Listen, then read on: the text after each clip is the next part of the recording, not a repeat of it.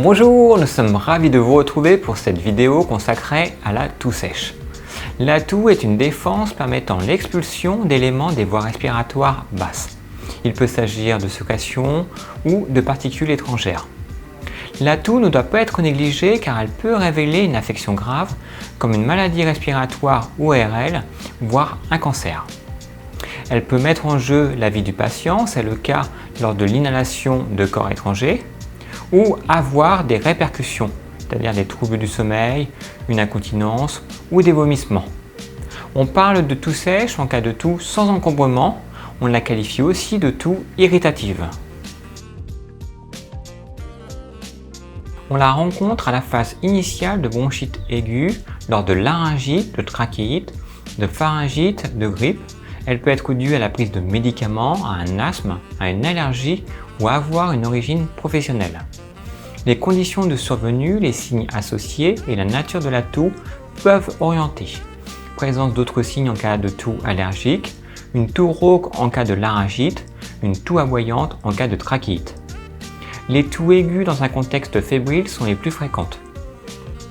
Les traitements en cours, les antécédents médicaux et le tabagisme sont à considérer.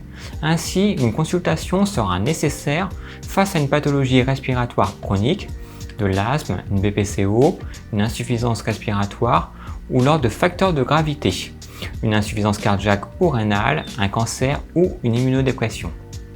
Une consultation s'impose en cas de fièvre persistante au-delà de 3 jours, si les symptômes persistent au-delà de 5 jours ou s'aggravent en présence d'autres signes cliniques, digestifs, de dyspnée, d'altération de l'état général, de douleurs thoraciques, d'éruptions cutanées, d'otite ou de conjonctivite purulente. Il faut veiller à humidifier l'atmosphère, ne pas trop chauffer, idéalement 19 degrés, et éviter les variations de température. Il faut supprimer le tabac ainsi que le contact avec des substances irritantes comme la fumée, les poussières. Il est important de bien s'hydrater en privilégiant les boissons chaudes. Il faut prendre en charge les facteurs favorisants ou signes associés comme une rhinopharyngite avec un lavage de nez, des gouttes nasales ou des inhalations. En cas de pharyngite avec toux, on peut recourir à des pastilles adoucissantes. En cas de toux allergique, il faut supprimer le contact avec les allergènes et traiter l'allergie. Il est possible de booster son immunité. On distingue tout d'abord les spécialités à base d'antihistaminiques sédatifs, particulièrement intéressantes lors de toux irritatives à prédominance nocturne. Elles renferment principalement de l'oxomumazine. Elles peuvent engendrer un certain nombre d'effets secondaires, notamment chez la personne âgée. Vous trouverez également des médicaments sans antihistaminiques sédatifs. C'est le cas de la paxéladine qui renferme de l'oxéladine, un antitussif d'action centrale, c'est-à-dire qu'il supprime la toux par action cérébrale. Il peut être à l'origine de réactions d'hypersensibilité comme de l'urticaire ou des réactions cutanées. Il existe également des antitussifs d'action périphérique nécessitant de fortes doses comme l'hélicidine, formulée au moyen d'une substance extraite de l'escargot de Bourgogne qui agit directement au niveau des bronches. La phytothérapie a également sa place. La plupart des présentations se destinent à la fois aux toux sèches et grasses avec l'association de plantes aux propriétés adoucissantes comme la guimauve, la mauve, le coquelicot, de plantes antispasmodiques et antibactériennes comme le thym, le grindelia, ou de plantes expectorantes comme le marru blanc et le lierre terrestre. Certaines plantes ont une action mixte comme le plantain et le lierre grimpant.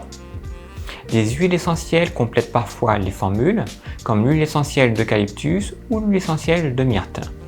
Il existe également des médicaments homéopathiques sous forme de sirop, de gouttes ou de granules. En complément, il est possible d'utiliser des suppositoires ou des pommades à visée antiseptique respiratoire ou décongestionnante respiratoire.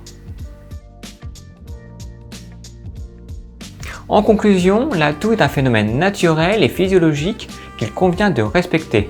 Cependant, il est parfois nécessaire de la traiter, notamment quand elle devient trop fatigante, qu'elle altère la qualité de vie ou qu'elle perturbe le sommeil. Après avoir éliminé les situations justifiant une consultation, un traitement court sur 5 jours peut être instauré en tenant compte des contre-indications propres à chaque médicament ou complément alimentaire. Nous vous remercions de nous avoir suivis et à bientôt sur PharmaGDD.